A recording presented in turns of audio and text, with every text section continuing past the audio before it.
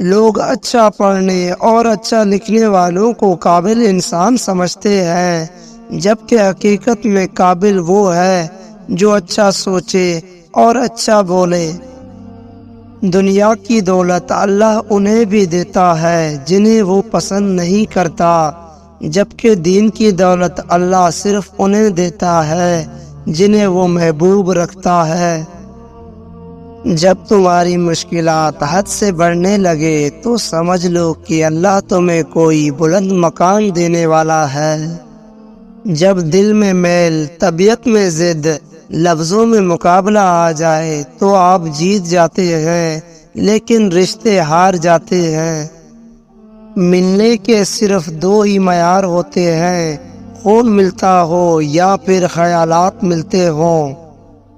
جب تم نماز نہیں پڑھتے تو یہ مت سوچو کہ وقت نہیں ملا، بلکہ یہ سوچو کہ تم سے ایسی کون سی خطا ہوئی کہ اللہ نے تمہیں اپنے سامنے کھڑا کرنا بھی پسند نہیں کیا۔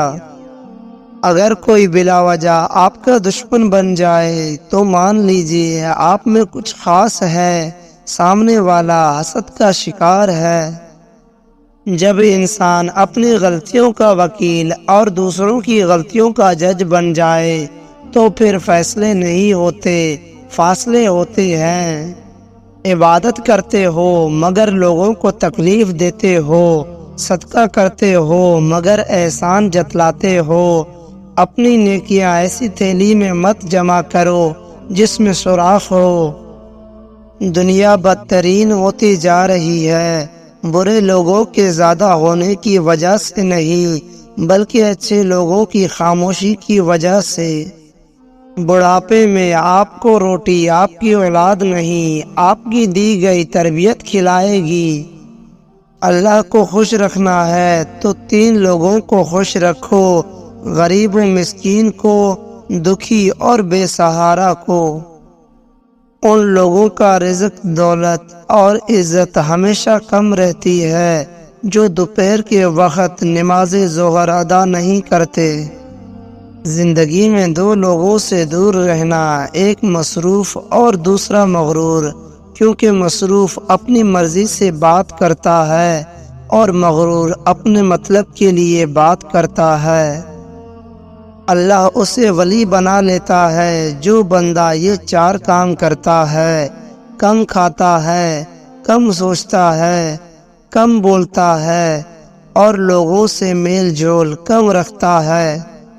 معزز بننا چاہتے ہو تو دوسروں کی عزت کرو، کیونکہ یہ کام معزز بندہ ہی کرتا ہے اور یہی انسانیت کا کمال ہے۔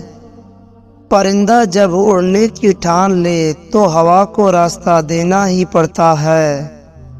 نیک لوگوں کی صحبت اختیار کرو، یہ صحبت میں بڑا اثر ہوتا ہے۔ جو شخص خوشگوار زندگی بسر کرتا ہے وہ تلخ موت مرتا ہے۔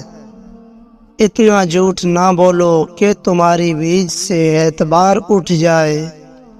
زندگی میں جب بھی تنہائی محسوس کرو تو یاد رکھو خدا نے سب کو دور کر دیا تاکہ پیچھے صرف تم اور وہ رہ جائیں۔ انسان کا دل اور نظر قابو میں نہ ہو تو وسوسے پیدا ہوتے ہیں۔ اللہ تعالیٰ جب کسی بندے سے ناراض ہوتا ہے تو اسے پاکیزہ لوگوں کی عیب جوئی میں مشغول کر دیتا ہے۔ ہر کسی کو کسی نہ کسی کام کے لیے بنایا گیا ہے اور اس کام کی تمنا ہر دل میں ڈال دی گئی ہے۔ خوش رہو، صرف خدا ہی تمہارے دل کا بوجھ ہلکا کر سکتا ہے۔ درویشوں کے علاوہ دنیا کے باقی لوگ بچوں کی مانند ہیں جو کہ دنیا کے کھیل میں مگن ہیں۔